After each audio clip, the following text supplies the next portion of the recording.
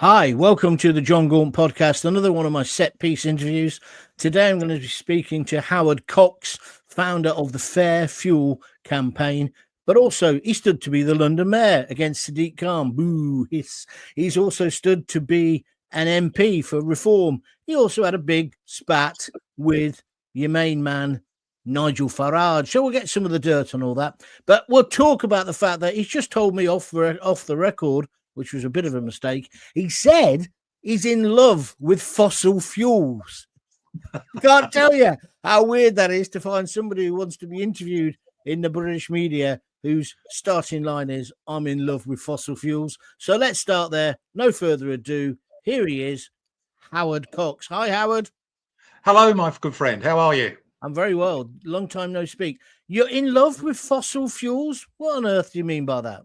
Well, that's my little provocative statement to say that the whole of the planet can't exist without fossil fuels. And until there is a viable, cheaper alternative and a cheaper, efficient alternative, I'm going to continue to promote them and advocate them. And that's why I joke about I'm in love with them. I can't be falling in love with an electric vehicle that that won't go further than 150 miles and takes 4 hours to charge up. Well, it looks like the rest of the UK population are with you on that, because the sales of EVs are falling off the cliff. Mr. Miliband would be against you, though, wouldn't he? Because he's in love with his wind. Yeah, absolutely. One of the problems we have with Ed Miliband is actually he's pushing through various things only with subsidies and incentives and draconian bans, a 2030 ban. Those are the sorts of things. This is not a free market anymore. And what is so sad about particularly with diesel, was we're still the highest, even though Fairfuel UK has managed to win a freezing duty for 15 years, diesel particularly is the highest taxed in the world here. Incredible. Now, of course, a man who would support you in all this is in Scotland at the moment, Donald Trump, and he's actually said overnight that he hates those windmills. He told Angela Van Leyen, as I call her, or Van Lying, from the EU, that he hates wind farms. So you've got a big supporter there. And of course, he's famous for frack, baby, frack. Yeah, drill, baby, drill. Absolutely.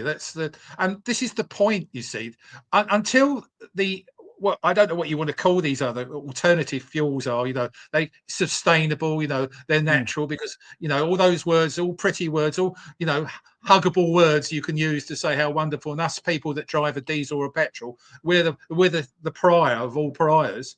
The simple thing is, until we get to the stage where things are efficient and there's a national grid that can actually support EVs, and we can charge them up in 10-15 minutes, forget it. It's not going to, no one's going to take that on board. And the most important of all, and this is the important thing that people forget, the commercial heartbeat of every economy is diesel. I mean, something like, something delivered to your studio or delivered to my house here cannot go anywhere but on the back of a diesel truck at the moment. And my daughter happens to be an HGV driver. She drives 44 ton articulated trucks. And we joke about it. I said, how big would the battery have to be to drive a 44 ton truck? It would have to the size of the articulated lorry. Go so figure. You don't see 2030, 2035 happening then. Do you see Starmer being forced into a position where he has to drop all this nonsense? I mean, we've had Jaguar now dropping the electric then. Can you see that happening? Well, more and more major international manufacturers, car manufacturers, are recognising they're keeping the fossil fuel line going. I was in touch with a major manufacturer only about 3 months ago, who happened to be in charge of a major production line in this country. And they've only mothballed the fossil fuel side of it, but they've now been told quite categorically by their head office in Japan to say simply this. It's very simple. Open it up again, because I'm afraid we're not selling enough EVs. And as I repeat, this is the thing about it. Clean fuel technology was evolving with fossil fuels. We were Euro 1, 2, 3, 4. We've hit Euro 6. And, HGV industry, the trucking industry, had halved its emissions in the last 10 years. If we'd carried on that evolution to Euro 7, Euro 8 sort of thing, we'd have virtually no emissions. And do you know, I just don't understand it. You know, the reason why I stood in London as London Mayor was stop the ULEZ expansion, Yeah, and sure. that was based on a lie, total lie. 4,000 people dying. It's an absolute lie. One person was actually attributed to actually dying of any bad, air pollution, and that is a bit debatable because that person had chronic obstructive pulmonary disease, severe asthma, and lived by the South Circular. But you didn't win, did you? You failed quite miserably in London, if we're being honest with you. Sadiq Khan, the man's unstoppable. I don't like the guy, but he's unstoppable. Why? Well, there's a lot of reasons for that. When I was asked by Richard Tice and Nigel Farage to stand as London Mayor, and I've got no bitterness towards them, and we'll come on to that in a minute. But fundamentally, I was brought on because of my. I was reasonably well popular in the media in terms of the issue about fuel duty, obviously, and I was approached by a lot of people, the ULEZ supporters, and you know, you've heard about the Blade Runners chopping down cameras and things, all those sorts of things, which I don't advocate, but I actually see the frustration of why they did it. ULEZ expansion was based on a lie. You know, from Imperial College even admitted that by introducing ULEZ, it wouldn't improve the air quality. And the thing about this is that our air is cleaning up. And I just don't understand why Sadiq Khan went into this situation to actually alienate so many people. We're seeing cycle lanes the size of HGV trucks. We're blocking the whole of London. You know, just go down the embankment regularly on that sort of thing. You know, and I get fed up the back tail. I'm pro cycling, but I'm anti them being made, dedicated. Just quickly then on that, what about a pedestrianisation of the main shopping street, Oxford Street? Well, there's no need for it.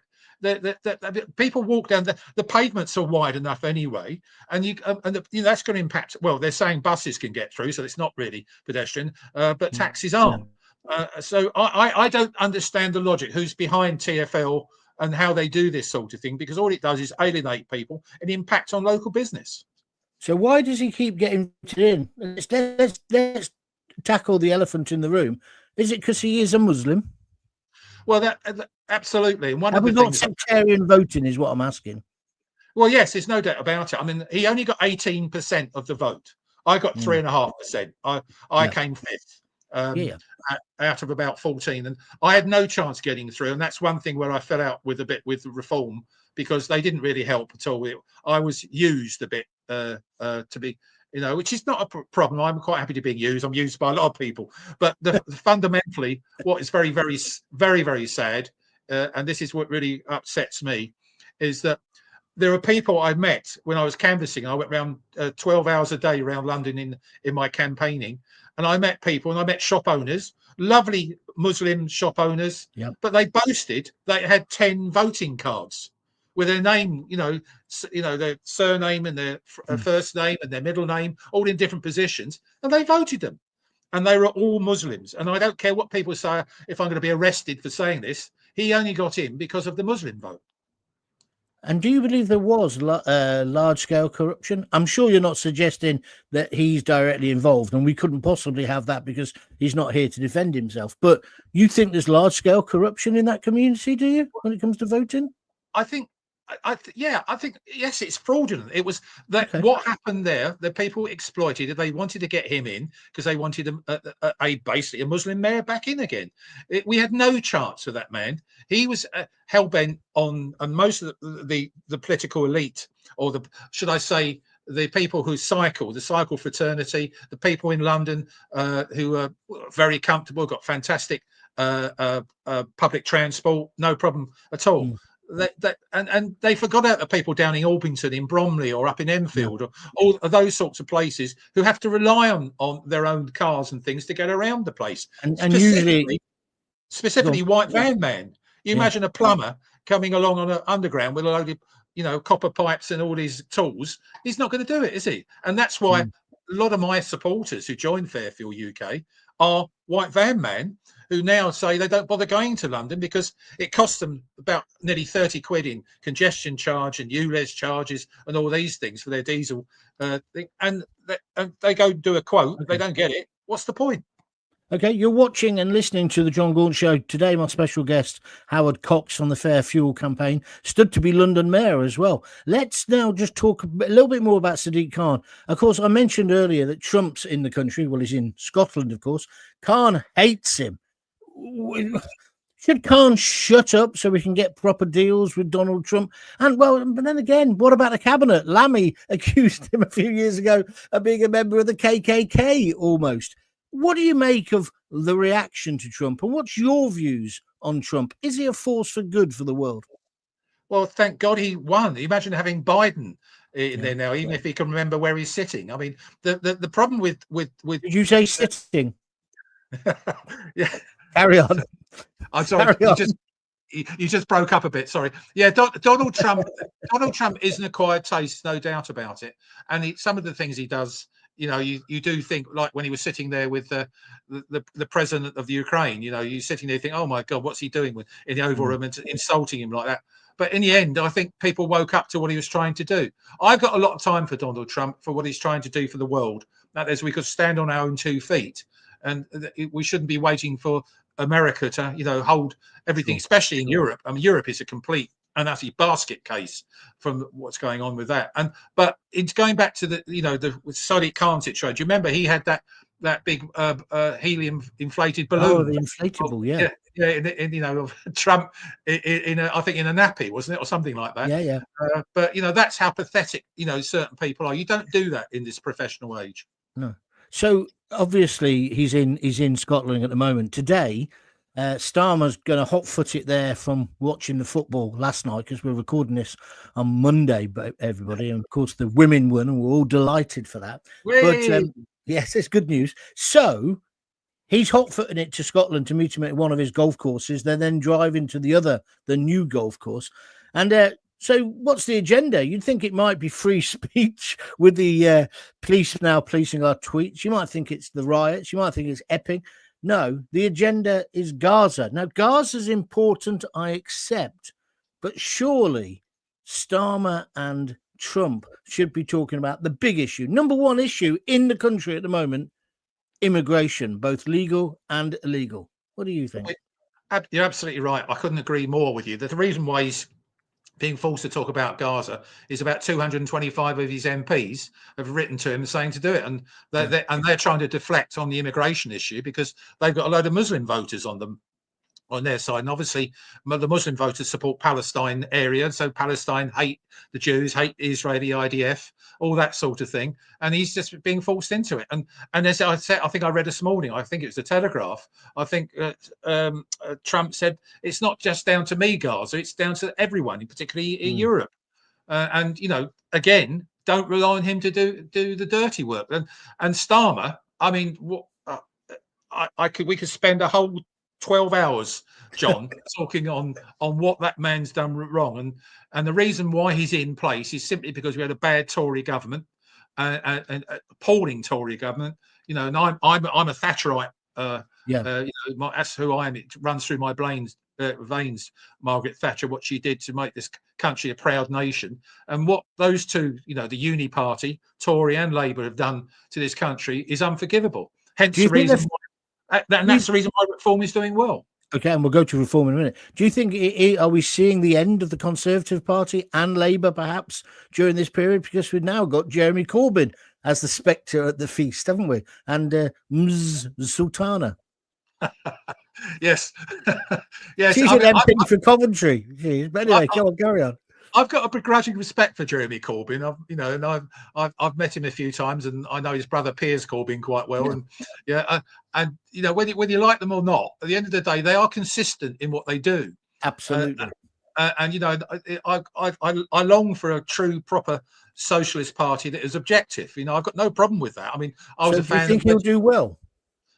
Well, he has already. He's not got members, but he's getting hundreds of thousands of people.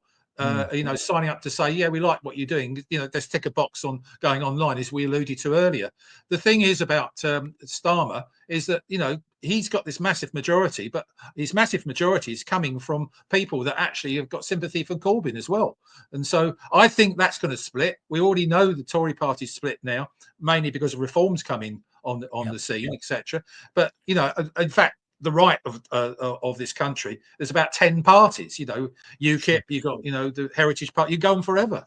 Well, I want to talk about that right side in a moment, but just go back to Corbyn, because you said about him, and the thing about Corbyn is he's authentic, isn't he? Like, I've got a begrudging respect for people like George Galloway. At least you know where he stands. Whereas, hasn't that been the mistake of Starmer this whole miserable 12 months?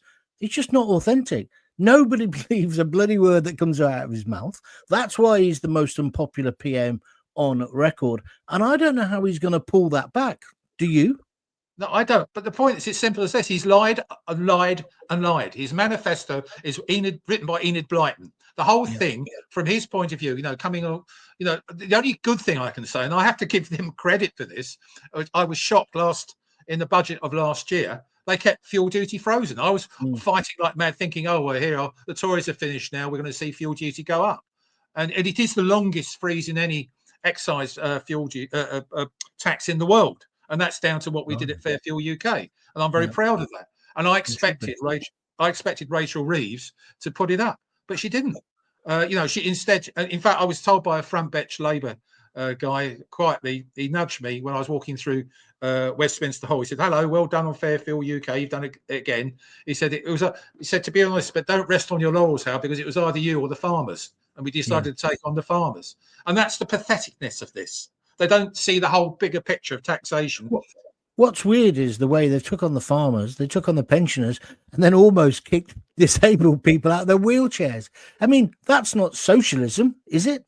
No, absolutely not. And, you know, we keep hearing things like now that Reform are now the home of the working man, the working person, and that sort of thing. Hang on a second. Nigel Farage is, you know, a blue-collar worker, so, you know, that's absolutely rubbish. And those who understand what blue collar was, I mean, we go back a long way in that respect. A lot of people don't know what that means. You're right. Okay, I'm talking to Howard Cox. We're going to go on to Farage in a couple of moments, and your tiff with, if it's a tiff, with Reform, the fact you're now working with Ben Habib. It's all coming up in the Jon Gaunt podcast. If you're enjoying it, please press the like button. That's the most important thing you can do for me. Follow me on Twitter and Facebook, but press the like button, because then the algorithm spreads this further. And if you want to donate, you can buy me a coffee at www.buymeacoffee.com/Jon Gaunt, or if you're watching on YouTube, you can press the $sign and donate as well. Dead simple to give me money. I've tried to make it as easy as possible. Now then, if we can, Howard, let's just then, talking about Starmer, you mentioned Rachel Reeves. How useless has she been? And what did you think, your father, what did you think when she cried in the House of Commons? And be honest. I'm going to be honest. I have massive sympathy for her. She was, I do. I mean, my wife and I were watching PMQs. In fact, my wife picked it up first. She said, "Howard, I think she's got a tear in her eye," and she was, you know, she's sort of a swallow going, and I was shocked by it. And next to her was this most. Well, what someone should have said to her, "Are you okay? Can we stop for a minute?" or something like that. That wouldn't be, you know, the Prime Minister doing that. He would have got a lot of respect for that. But no, he carried on, and he carried on denying it. Yes, I have sympathy, but I don't have sympathy for her ability, because she's useless. Thank you. Listen, he lied, didn't he, when he said he never knew she was crying? Oh, I mean, for God, my wife's not talking to me when we've got. You know, it's like TV. We've got pictures but no sound. You know what I mean? You know, don't you pick up on colleagues? No. Well, I would have thought so, because you know, every PMQs, I'm sure that most of the cabinet meet up a bit beforehand somehow. In fact, I know they do, and they sit and talk to you. So what's going on? And they must have recognised she's, whether it was a personal incident or not. You know, they should have said, "Look, sit this one out, and you know, we're coming and we'll talk about it later." Okay. You know, she's going through a bad thing, something happened. You don't wish that on anyone.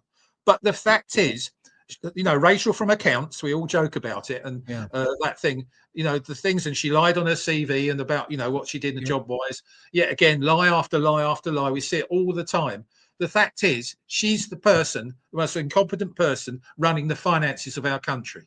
And I'm scared stiff. I work very closely with a guy, he's now retired now, who was chair of the CEBR, the Centre of Economic Business Research, a guy called Douglas McWilliams. Yeah. He's quite well known. He was actually advisor to George Osborne millions of years ago. He's one of the first people to come and help me. I gave him some business, that his company business, to prove that cutting fuel duty is actually an incentive for growth of this economy. But no, most governments don't see that when they're in government. Backbenchers do, but as soon as they become on the front bench, they suddenly think, change, don't they? I think it's something in the water in Downing Street or in something. Anyway, we should leave it there. Just going back for a moment to you saying about Starmer, he might have got a bit of respect if he said, "Are you okay, love?"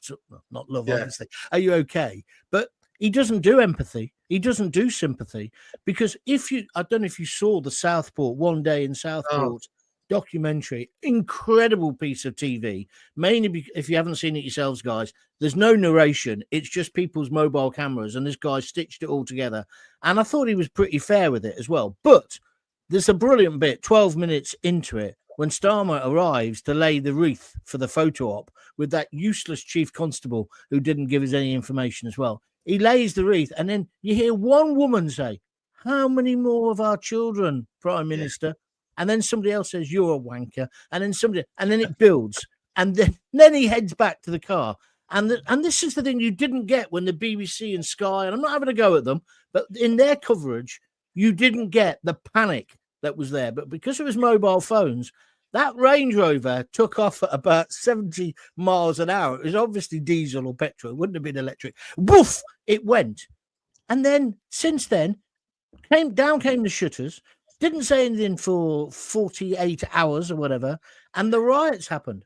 I hold him not responsible, but partially responsible. And I'm not alone, because the government terrorism czar has said the same thing. You leave an information vacuum, it'll be filled with extremists. And then when he called them far-right thugs, I thought it was outrageous. And it was just like, he missed. Imagine Blair in that circumstance. Blair would have gone over, and that big working class lady who said, she screams, "My friend's just been in touch, and it was her daughter who died, right? Who got killed yesterday." Yeah. Blair would have been over there, metaphorically or literally, putting his arm around her. Take politics out of it. Starmer can't do that. And that's another reason why he's not a leader. Oh, absolutely. That particular day, I remember seeing it, walking along with that. It was almost like a robot carrying those flowers. And I'm staggered. I am amazed. We're in a situation now, because of his big majority, he's impossible to remove, unless he kills someone or something like that.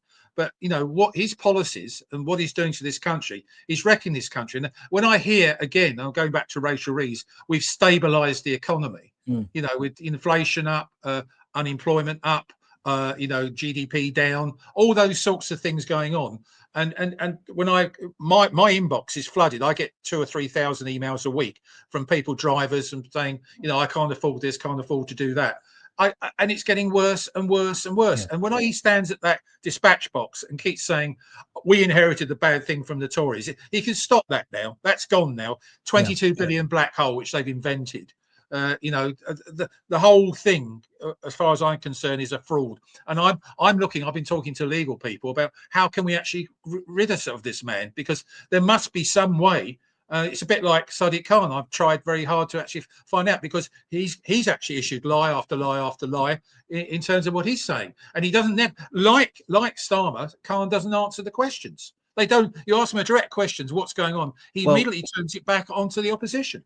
Well, Prime Minister's questions is no longer Prime Minister's questions, because he never gives a bloody answer. I don't think he's given an answer in the whole time he's been Prime Minister. It's an affront to democracy. That's what that is.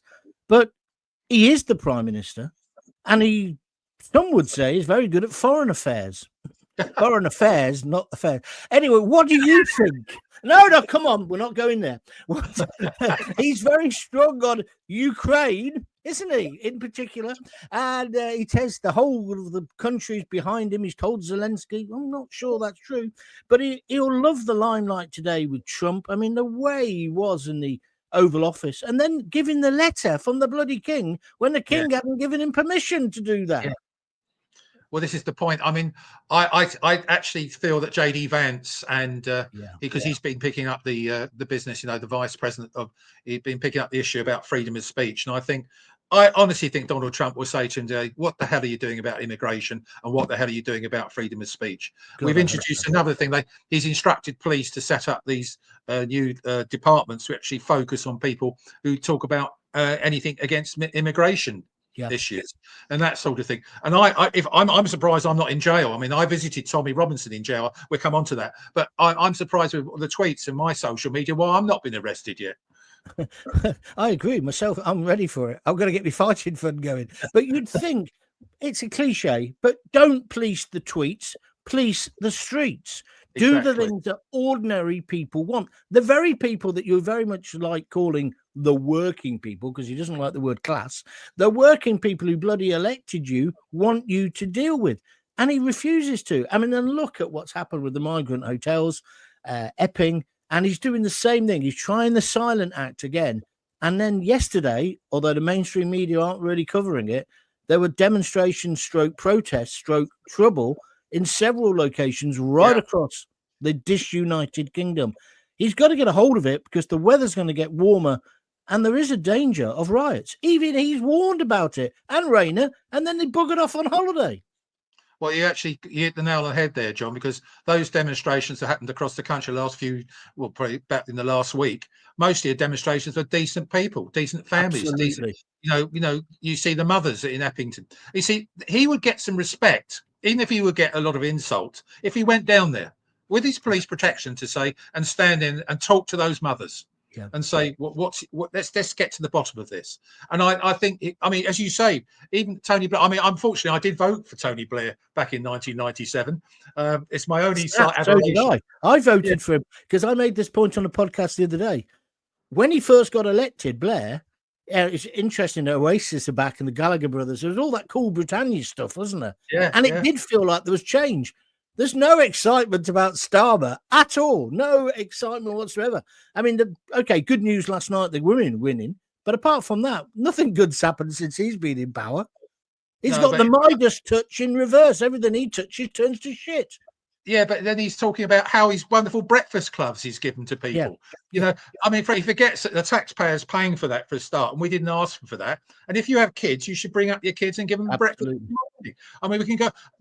I just can't believe how he says where the breakfast clubs and care. Well, there's certain things he's got about 3 things he says, which probably contribute, I don't know, 0.1% of any effectiveness of what he's done. The rest, the 99.9%, it's been, excuse me, but 5HIT shit. The other thing is as well, I love the way he says we gave everybody workers on the lowest pay, we gave them all a pay rise. Well, I mean, I agree with the minimum wage going up, but you didn't give it them. The bloody firms are giving it them. And as a result of it, because I know I've got people who work in hospitality's going to the wall. They can't afford what you've done. Oh, I took a penny off a pint. You took a penny off the pint, but you put the NI up for the employers. Sorry. So the guy lives in a fantasy land, almost a sort of la-la land. And then, of course, there's also all this other stuff around him. You know, the free suits, the Taylor Swift tickets. I mean, obviously, he had to go to the football last night. I'm not going to hold that against him. There's just a sniff about him, isn't there? There's a smell about him, which, I don't know, just don't feel right to me. Well, there's 2 people that are actually very much senior people in the Labour Party, our Prime Minister and the Mayor of London. And I'm going to say it quite here. They're both pathological liars. And I don't care. You can take me to court for saying that, and I'm willing to sit around the table to prove that they are. So I've got facts to prove it, particularly in the London area, about what they're doing. The thing is, it's a bit like the waspy women and things like that. I've got a daughter she's getting married to. She's gay, and she's getting married to a girl next year, and her family have been subjected to this blood issue, that sort of thing, and they're still not being paid. It's a bit like the post office. They're still waiting for their payments. All these things he's saying he's doing things. Why not give these people what they deserve? He's borrowing something like, I worked out, it's £8,000 per second. Per second, they're borrowing, at the moment in time to keep our country afloat. To be fair, though, he did inherit some of that. I mean, the waspy women, the post office, etc., from that useless Conservative government who had so many prime ministers, culminating, I think, in a lettuce. I mean, they were just terrible. I mean, they were just terrible as well. And that's why I say a pox on all their houses.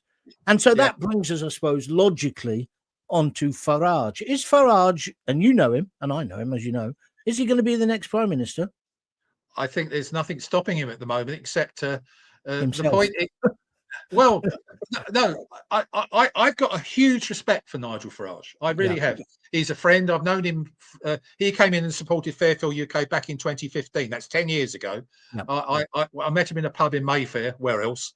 And we had a good drink, and he had his cigarettes and he had his beer with me. We're in the bar talking about things. And he asked me to write something about. I said, "Look, put in your manifesto." And at the time, it was the European elections. You know, for the Brexit Party. And to cut a long story short, he said, "What do you want, Howard?" I said, 20p cut in fuel duty. That's what we want. So that's a 10 quid cheaper for every tank, for every family car I want to do. He said, "Right, it's in there." And I thought, okay, obviously, you know, the Tories would like to have done it on the backbench, but they couldn't do it. But we got that freeze. I can't complain about that, because people forget that back in 2010, there's a thing called a fuel price escalator. Yes, there was. Which pump prices were going to go up by inflation, 2p plus inflation, those sorts of things. So if they had carried on, if you extrapolate, we'd be paying something like £2.50 per litre now. That's the sort of thing, and that's what we stopped. Obviously, I'm accused because I've stopped £200 billion of tax rises could have spent on the National Health Service, but that's not the point. What's happened is those people stayed in business. People could go and see their families. There's so much need. Something like 87% of all car traffic is outside of urban areas. They can't live without it. The public transport's terrible. So those are the sorts of things. So you know, we're talking about a lot of things at the moment in time that all come back to it. And Nigel was very kind to me.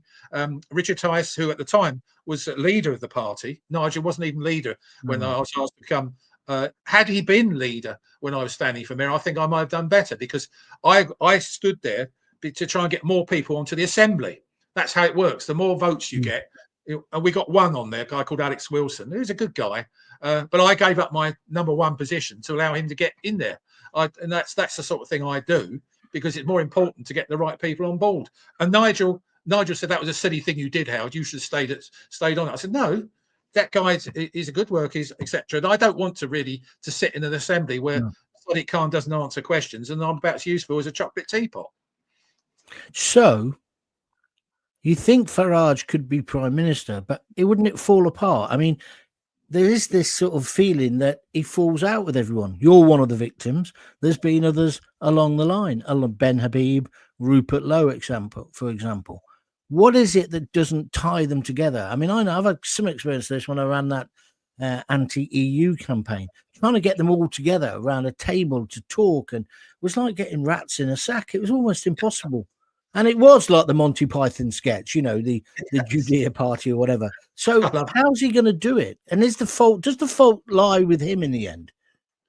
Well, it's funny. I got to know Nigel a little bit, but no one really gets to know him.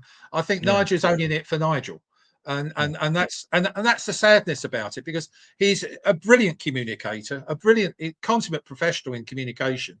The best in political circles. The number of speeches I've been to see him do with no prompts, no teleprompts, no notes, and they're spellbinding. He's a great mass hypnosis speciality is what he's good at with people, and I know a lot of people I've got a lot of respect for are very sad that what's happened to me. But what happened was simple. I got a great deal of congratulations from standing as London mayor, and on the day of the election, when I put my ballot box vote in to vote for myself in Westminster, for that point, there was no one from Reform headquarters with me. No cameras, nothing. The only person that turned up was Rupert Lowe. And he came on, and I'll never, ever forget that. Rupert came in and stood by, Howard, you're not getting the support. Let me come in and give you some. And he got his own phone out, took some pictures of me, which were published in the press and the local TV and on, etc. That's one thing.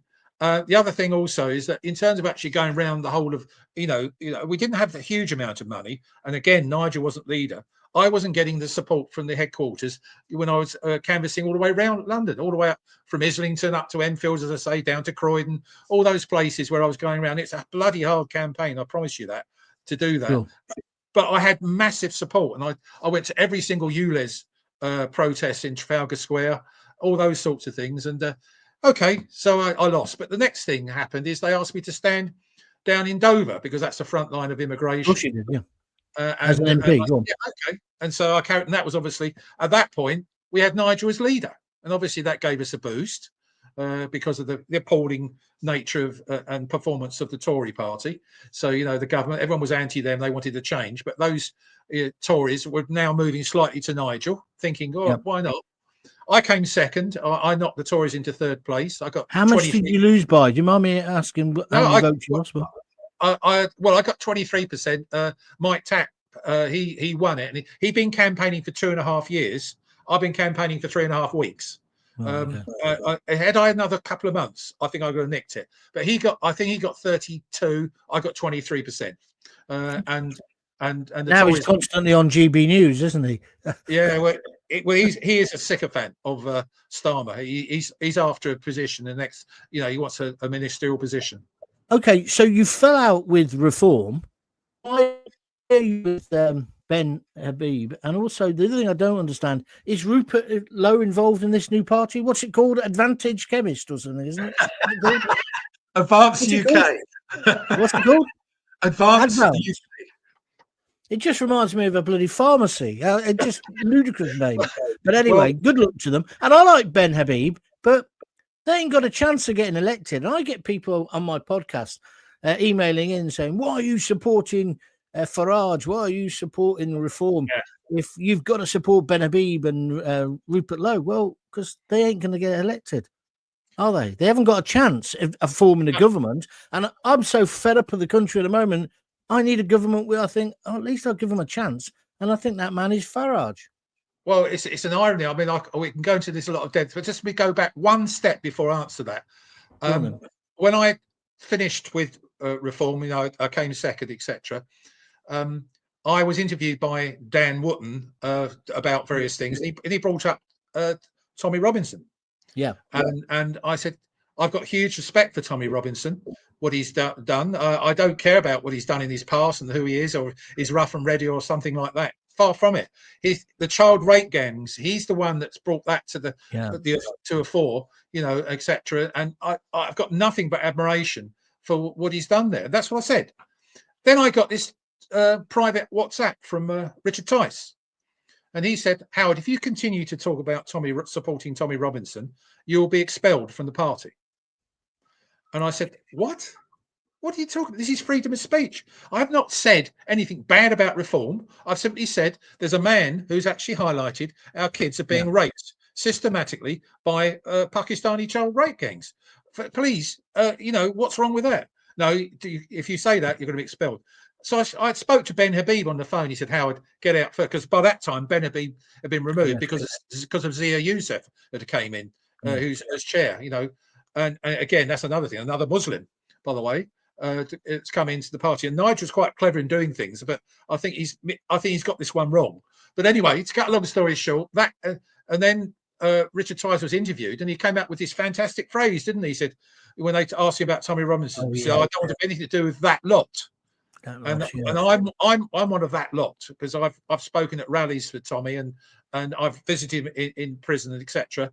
And Ben Habib had some differences with Nigel about the professionalism of the party, legitimacy, and the democratization of the party. I remember. Because there was a limited company with he was the power. He could control anything. He could do what he wants. That's hardly a political democracy, and that's the problem. And so I sat with Ben for, you know, we had lunch and chatted about things, and I liked what he said, what Ben said. And I said, okay, what are you going to do? He said, well, in the long term, we want to set up a party. We know we've got a long way to go. He's one of the most sensible people you'll ever meet. And him and Rupert, you know, you saw the thing about Rupert was, you know, he's accused of having dementia. He's abused Zia and all those sorts of things. Very dirty. And Rupert is probably one of the most popular MPs in this country. And I don't just mean Great Yarmouth, I mean across the whole of the country. And as I said to you, he was there on that day supporting me on the day of my election. He's a good man. The two of them disagree slightly, Ben and Rupert, on the way forward. It's going to merge, Ben believes that we need the party because you can only make a difference at the ballot box, and Rupert believes we need a movement first. Okay, so why doesn't Farage and Tice want anything to do with Tommy Robinson? What's the reason they're giving? And is it because they're worried that it's going to play badly in the middle ground? What is their problem? Because certainly now with the migrant hotel chaos, and before that, as you say, the Muslim Pakistani rape gangs, many people who would not traditionally be Tommy Robinson supporters are now recognising what you just said. He's the man who's brought it to the fore. So what's their problem? Well, it goes back a long way. There's a lot of, I think, a trail of blood, political blood and friendship blood and all the other things. The English Defence League, we can go back to all those sorts of things. Goes back. And Gerard Batten is probably one person you should interview because he was head of UKIP. Yeah, no, and he'll tell you about Nigel. And he says about the Tommy Robinson thing. He's probably more closer to what happened in those days between Nigel and the Tommy situation. And it's pretty, you heard recently that when I think he was on GB News talking to Martin Daubney, Nigel Farage, when I think he said, would you have Rupert Murdoch? Rupert Murdoch, that's a slip. Rupert Lowe back in the party, or Ben Habib. He said, I'd rather swallow razor blades. Yeah. What's going on? It's that, let's think about the people and what's happening to this country first, please. And that's what Ben is doing and Rupert are doing. So do you believe then the only person who could lose the election is Nigel Farage himself? At the moment, yes, but equally, it's still got to be democratised. It's still, I don't know what party it was. Reform UK Limited, then it became Reform 2025, and all sorts of limited. I still don't believe that Nigel. I said when I left the party, I'd be happy to rejoin. I spoke; they wouldn't have me back now, but happy to rejoin if he actually put to the membership. There are 200,000 people that on the ticker tape that kept going up about sure. that thing. Please, could you just ask and do a referendum of your own party who should be leader? And then you'd have a mandate, because I'm sure Nigel will be elected. But the point is, he wasn't at that point. It was just, I declare myself the leader. And he demoted Richard Tice from leader down to deputy. He dumped Ben Habib because Ben Habib stood up to him about the fact that the party was not being not democratic, etc., etc., etc. And it goes on. And then he picks on Rupert. And now James McMurdoch is dropped out as well. Yeah, but the thing, going back to Tice for a minute, I mean, Tice has got the charisma of a paper bag, hasn't he? You know what I mean? A recycled paper bag. I mean, you can't compare the two. I mean, Farage will get the votes. And maybe that's what he's worried about with Tommy, that Tommy would be the only serious challenger to him. Well, John, do you understand what I'm getting at? Yeah, well, Tommy actually doesn't want to be part Reform, but he did say, before he went into prison, in the general election last year, please vote for Reform. That's the only option. Yeah. And at the moment, if you ask me who I'd vote for now today, I'd vote for Reform. Because we've got to get. So I'm in that school of thought. And you went to see Tommy in prison. Yep. Do you believe he was a political prisoner? And do you believe they'll put him back in? I bloody hope he doesn't go back in. But yes, he was a political prisoner. We're talking about Lucy Connolly and people like that. We can go the guy that committed suicide, Finch, who committed suicide. All those sorts of people, we're seeing it time and time again. We saw it this weekend, wasn't it? A woman with a baby. She's been arrested for just, calling out the Palestinian situation. What is going on? And yet, as you alluded to, the Southport people, the judges even said the people who actually, the defendants, they've got good character as they punch that, policeman's nose. You're talking about the Manchester case now, aren't you? Yeah. We're waiting for the result of that. Not the Southport, yeah, absolutely right. I got that one wrong. But the point is, at the moment, Nigel has got an absolute tidal wave of support because Labour and the Tories are absolutely useless. It's as simple as that. And that's why there needs, and what Ben and I and Rupert as well, and lots of other people, you'll see a lot more is going to come out in the next 2 or 3 weeks. And I think you'll find that Advance UK, and I take your point, with a glint of toothpaste in my mouth here. It's true what I'm saying. Go on, carry on. So go on. But Advance UK is moving in the right direction. And what Ben has done, he's trying to get 30,000 people who paid members. And that's what the number of people who actually were supporting Reform before the general election, 30,000 paid members before it becomes registered with the Electoral Commission. Okay. Before you go, then, last thing to ask you: Britain is broken. I think we'd probably agree on that. More broken. I mean, I was on the Sun when we first used that phrase, but it's never been as broken as this. Can it be mended? Can Britain come back, and how? Well, I'm sorry to say that I think it's beyond repair at the moment. I'm sad to see it, and the only people that we have. I go back to what I said. This is why Nigel and Reform are doing so well, because they're saying the right things. They're not good. They don't believe in mass deportation and things like that, and which is a sad thing. And there's a lot of other things they're not doing right. But at the moment, I can see only one person that can do anything with this, maybe two people, and that is Ben Habib and Rupert Lowe. If they got together, I think they will get a groundswell of support that actually could really seriously challenge for getting maybe 40 or 50 MPs in Parliament, and that may be a groundswell of actually opportunity for the future. Interesting stuff. And again, just before you go, you mentioned deportation. Is the only way to stop the boats deportation and secure units?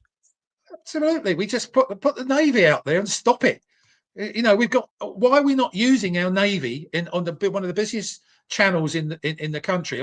The Aussies did it. They pulled them back, you know, etc. I know that's a slightly different thing. But yeah, it's a bigger ocean, but go on.